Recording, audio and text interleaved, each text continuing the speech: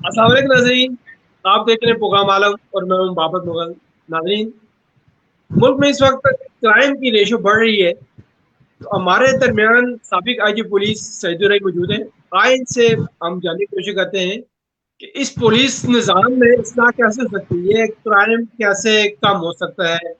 इन सवालों से बात करते हैं। अस्सलाम वालेकुम राय साहब। वालेकुम सलाम वरहमतुल्लाहि वबरकातुह। भाई साहब, आज का जो इशू चल रहा है, मुल्क भर में क्राइम की रेशो बढ़ रही है। अवाम को, जो मुजरिम है, वो दनाते फिर रहे हैं। लोगों को इंसाफ नहीं मिल रहा। तो ये इस्लाह का पहलू कैसे आप निकाल सकते हैं पुलिस निजाम में, क्या कहते हैं आप? ये बड़ा अहम सवाल है। इस पर बहुत दफ़ा गौर किया गया है और तजर्बे भी किए गए हैं और इसके हल भी दिए गए हैं। लेकिन जब हम कोर्स कर रहे थे 19-20 का, हमारी एकेडमी में कोर्स होते थे प्रमोशन के, वो जहाँ हम ट्रेनिंग लेने जाते हैं, वहाँ अक्सर ये होता था कि ये एहसास होता था कि पॉलिटिकल विल बहुत कमज़ोर है। सियासी तौर पर जो है ना, इस्लाह के लिए कोशिश नहीं की जाती और वहाँ से मदद नहीं मिलती महकमा जात को। जैसे अभी सुप्रीम कोर्ट के चीफ जस्टिस साहब ने परसों कहा है कि पॉलिटिकल विल जो है, सियासी दबाव बहुत ज़्यादा है, मुदाखलत बहुत ज़्यादा है। ये नेगेटिव नेगेटिव है, पॉजिटिव नहीं है। पॉलिटिकल एटीट्यूड सियासी पॉजिटिव नहीं। और इसकी सियासी वजह दबाव से नेचुरली पुलिस का काम सफर करता है। पुलिस एक सेमी जुडिशियल डिपार्टमेंट है। 80% वर्क इसका अदालतों के साथ है। जो क्राइम वर्क है, इसमें तो सारी दुनिया में सियासी तौर पर कभी दखल अंदाजी नहीं होती, बिकॉज ये इसका ताल्लुक कोर्ट के साथ होता है। तो वो आज़ादी भी हमें नहीं है, कोर्ट्स की तरफ से भी हमें सपोर्ट नहीं है, क्योंकि हमारा 80% वर्क तो कोर्ट के साथ है। और वो क्रिमिनल इसलिए आज़ाद हो गए, वो सियासी पनाह में चले जाते हैं, वहां से उनको फायदा हो जाता है। मैं इसके लिए आपको बैकग्राउंड भी बताऊंगा, ये क्राइम क्यों बढ़ रहा है। और मैं जो आखिरी मेरा इसका हल है वो मैं पहले बता दूं, ताकि वो असल चीज नजरअंदाज ना हो जाए। जी जी। पहले तो यह है कि जो लाहौर में वाकया हुआ है, इस पर मैं शर्मिंदा हूँ एज एक्स आई जी। मैं बहुत शर्मिंदा हूँ, सच्ची बात है। हमारी निगाहें शर्म से झुक गई हैं। जो जो कुछ वहाँ हुआ है वो कुछ भी नहीं, वो नो मैन लैंड थी। वो जो एक रोड बनाई गई थी, उस पर तीनों महकमों ने, किसी ने अपना वो नहीं शो किया, हालांकि वो टैक्स लिया जा रहा था। तो बात यह है कि जिम्मेदारी का एहसास भी कम हो गया है। ठीक है, एक महकमा नहीं काम करता, दूसरे दो महकमों को तो थोड़ा बहुत चार्ज लेना चाहिए था ना। टेम्परेरी चार्ज तो आपको लेना चाहिए, रोड ऑपरेट हो गई है, वो भी कोई नहीं लेता। एक स्कीम नंबर 2 होती है, एक स्कीम नंबर 1 तो अभी अप्रूव नहीं हुई। आप स्कीम नंबर 2 तो उसके ऊपर थोड़ा बहुत करें, थोड़ी बहुत गश्त तो होनी चाहिए थी। थाने को भी वहां अपनी गश्त लगानी चाहिए थी। ये नहीं कहना चाहिए कि ये मोटरवे बन गई है तो हमारा इलाका नहीं। ये सारी अपनी जिम्मेदारियों से लोग भाग रहे हैं, जिम्मेदारी का एहसास नहीं है। मैं ये बताना चाहता हूं कि जराइम बढ़ रहे हैं, औरतों के खिलाफ जराइम बहुत बढ़ रहे हैं, बच्चों के खिलाफ। आपको पता है, एक एक आदमी के खिलाफ 10-10। अब ये इसमें जो एक आदमी आया है, पता नहीं पकड़ा, आबद अली, वो 8-10 केसेस हैं, वो जमानतों पर गया हुआ है। ये जमानतें कौन दे रहा है इसको? मैं क्रिमिनल इन्वेस्टिगेशन के जो हमारे जर्नलिस्ट हैं उनको दावत देता हूं कि इनके केसेस की तहकीक कराएं कि जिनको 10-10 जमानतें मिली हुई है, ये जमानतें किन्होंने दी हैं। आपको पता लग जाएगा इनकी पुष्टपनाही कौन कर रहा है। ये बड़ा जबरदस्त केस होगा। तो बात यह है कि क्योंकि क्राइम बहुत ज्यादा बढ़ रहा है, तो हमें इस्लाह की जरूरत है। मैं आखिरी बताता हूँ, मैं जो बाकी फिर बैकग्राउंड बाद में बताऊँ। इस्लाह ये होनी चाहिए कि ये अयूब साहब के जमाने में ये एक कानून बना था, गुंडा एक्ट, कि जिस आदमी के खिलाफ 2 से ज्यादा केसेस होते थे, चाहे वो मुलजिम है चाहे मुजरिम है, उसको एडमिनिस्ट्रेशन 2-3-4 साल के लिए पाबंद सलाखत जेल में डाल देती थी, ताकि उसका राब्ता आवाम के साथ कट जाए। ये गुंडा एक्ट दोबारा आपको नाफिज करना पड़ेगा। ऐसे ऐसे लोग हैं जिनके 10-10 केसेस 8-8 हो गए, जमानतों पर फिर रहे हैं और आगे केस कर रहे हैं। तो आप इनको पाबंद करें और इनकी इस्लाह के लिए इनको अलहदा जेल में रखें, जो रिफॉर्मेटरी जेल हो, इस्लाही जेल हो, जिसमें इनका नफ्सियाती इलाज भी हो, इनका इखलाकी इलाज भी हो और इनका मुआशी इलाज भी हो। वहां इनको ट्रेनिंग दी जाए किसी मुआश की, ताकि अपने ये जो जेल होगी ना, इस्लाही जेल, ये इस्लाही जेल जो होगी सेल्फ सस्टेनिंग होगी।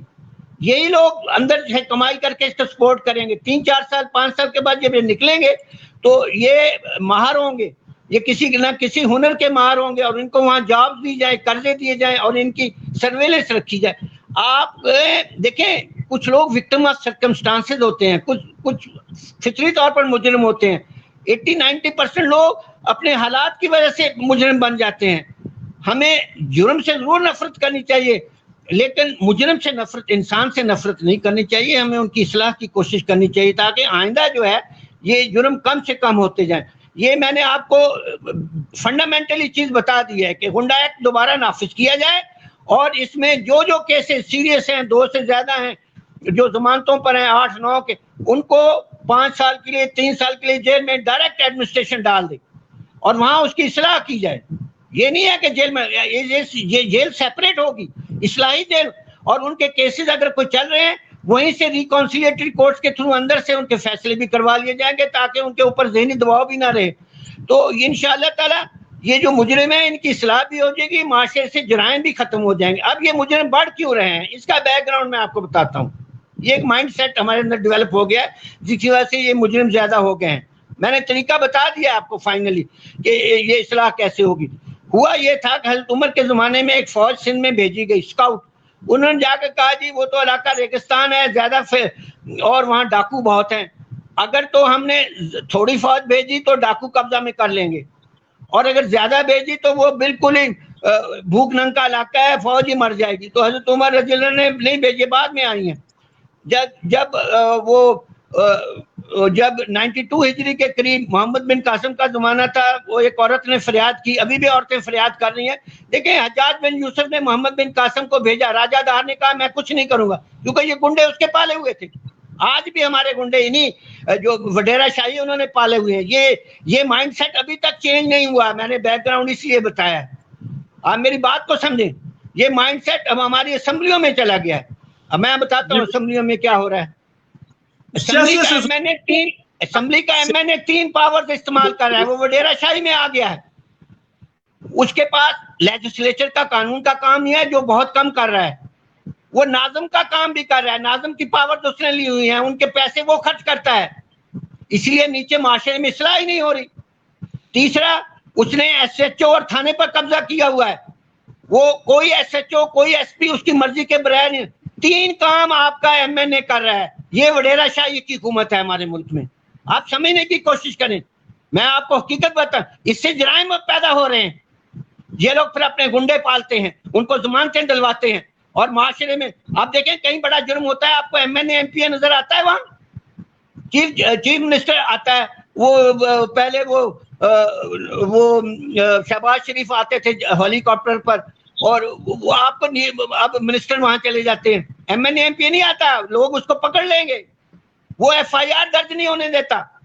अब जब एफआईआर दर्ज नहीं होती तो लोग उसके पीछे जाते हैं, उसकी मिन्नतें करते हैं, और वो क्योंकि एसएचओ और थाना उसके कब्जे में है, इस तरह वो अपना रोब दबाता रहता है और गुंडे पालता रहता है।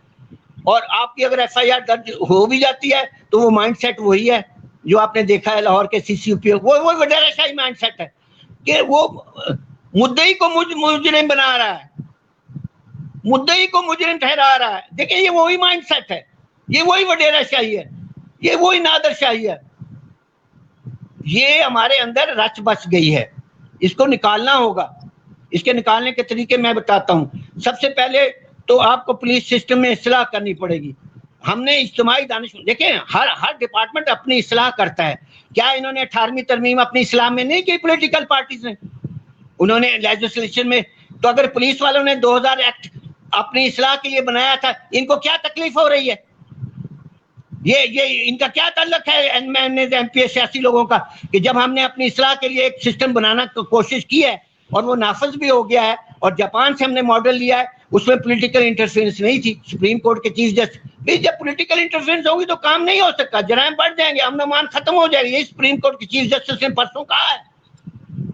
तो बात यह है कि उस एक्ट को दोबारा नाफज किया जाए। उसमें एक बोर्ड होता था, ट्रांसफर पोस्टिंग वो बोर्ड करता था, वो अवामी नुमाइंदे होते थे, ट्रांसफर पोस्टिंग वो करते थे।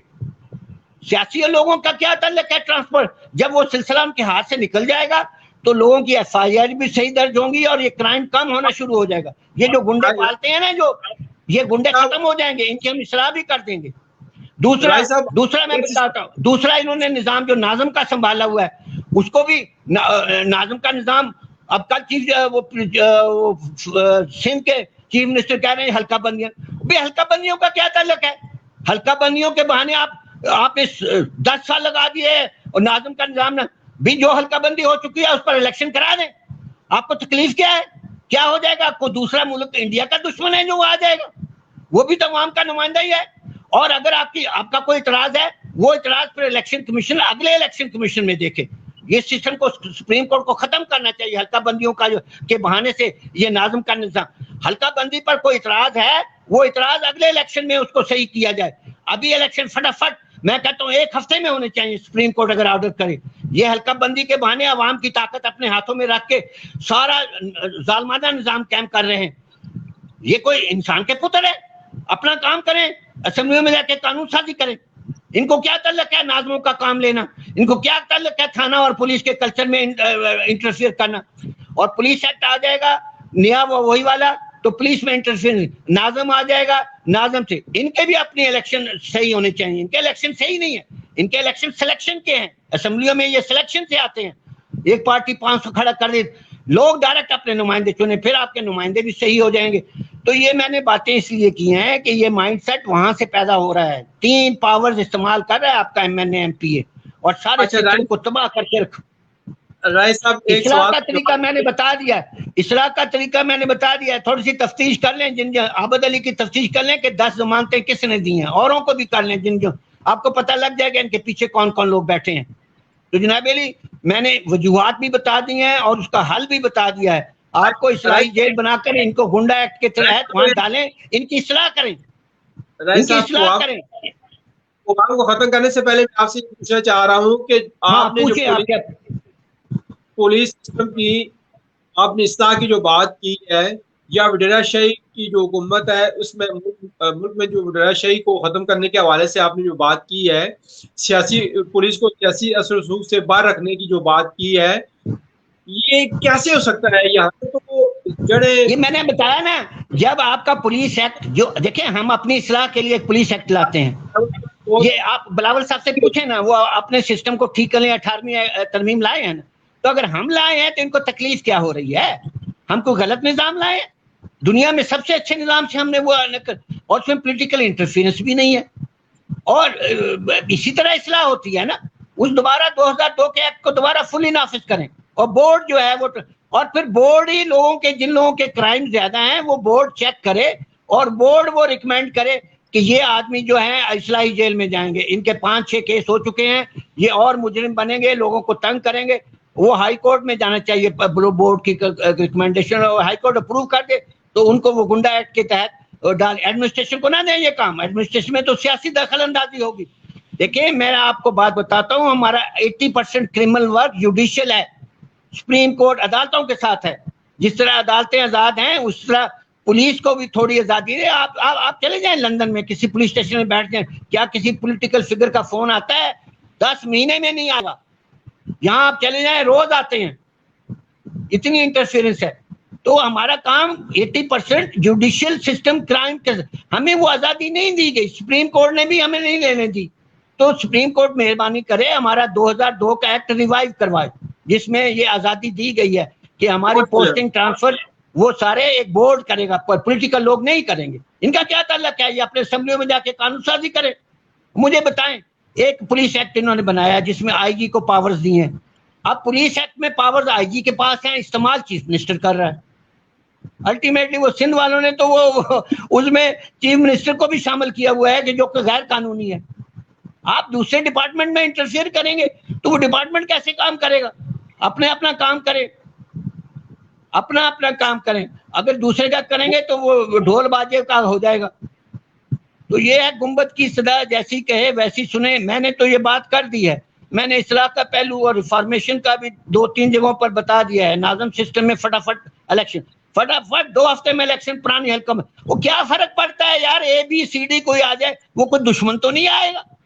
इन्होंने मजाक बनाया हुआ, इस बहाने ये इलेक्शन नहीं होने देते, अवाम को पावर नहीं, इन्होंने अवाम की ताकत छीनी हुई है। मैं बता देता हूँ, ये जो पोस्टिंग पंजाब में हुई हैं इतनी इलीगल और गैर कानूनी हुई हैं, जिस पर मैं कल टीवी पर देख रहा था, ये तो मुजरिमाना पोस्टिंग है 3-4। और फिर वो सेक्रेटरी साहब, एक तस्लीम नूरानी साहब कह रहे थे ये वही नहीं है, टॉप पोस्टिंग नहीं है, नीचे तक बहुत गंद है, बहुत फैला हुआ है, हर डिपार्टमेंट में इन्होंने गंद मचाया हुआ है। ये इस्लाह नहीं होगी जब तक आप इनकी पॉलिटिकल जो इंटरफेरेंस खत्म नहीं करते, जिसके लिए मैंने एक हल दिया है पुलिस की इस्लाह के लिए, बाकी डिपार्टमेंट अपना खुद देखें। तो और इनका मुजरिमों के साथ क्या बर्ताव होगा, उनको कैसे ट्रेन किया जाएगा, उनकी कैसे, वो भी मैंने बता दिया। गुंडा एक्ट दोबारा पास करना पड़ेगा। शुक्रिया राय साहब, माशाल्लाह सईद राय साहब की जज्बात से भरपूर गुफ्तगू आपने सुनी, और मैं समझता हूँ कि एक मुबे वतन पुलिस ऑफिसर का ऐसी जज्बात में आना कोई ऐसी बात नहीं है। हर एक मुबे वतन ऐसे जज्बात में आ सकता है। तो इस राय साहब ने बहुत ही प्यारी जो बात की है इसमें कि पुलिस के मामलात को बेहतर बनाने के लिए उन्होंने एक गुंडा है निज़ाम को बहाल करने का, उसको नाफिज करने का एक दिया है, मशवरा दिया है, तजवीज़ दी है। वो ताकि इससे ये होगा कि जो माशरती या सियासी जो रसूख है, इससे ये लोग बाहर आ जाएंगे। और उन्होंने ये कहा कि जो मुर्तकिब लोग होंगे या गफलत के मुर्तकिब लोग होंगे, वो इसमें कुछ शक नहीं है कि अगर इनको 5 से 7 साल तक जेल में डाल दिया जाए तो इसमें कोई शक नहीं है कि वहाँ इस्लाह होगी। देखिए चीफ जस्टिस साहब ने जो परसों तकरीर की है ना, उन्होंने कहा कि अमन अमान कभी काम नहीं होगा अगर पॉलिटिकल में, ये सोने से अल्फाज लिखने के काबिल है। मैं कहता हूँ, मैं उनको शाबाश देता हूँ, ये सोने से अल्फाज लिखने के काबिल हैं। आपको पता है इस माइंड सेट 80% लोग, औरतें अदालतों में नहीं जा, थानों में लोग नहीं जाते। ये तो क्या जो आपको थोड़े से केस आपके सामने है, 80% केस रजिस्टर नहीं हो रहे। ये बहुत जुल्म हो रहा है इस मुल्क में। और इसमें एक सबसे बड़ी,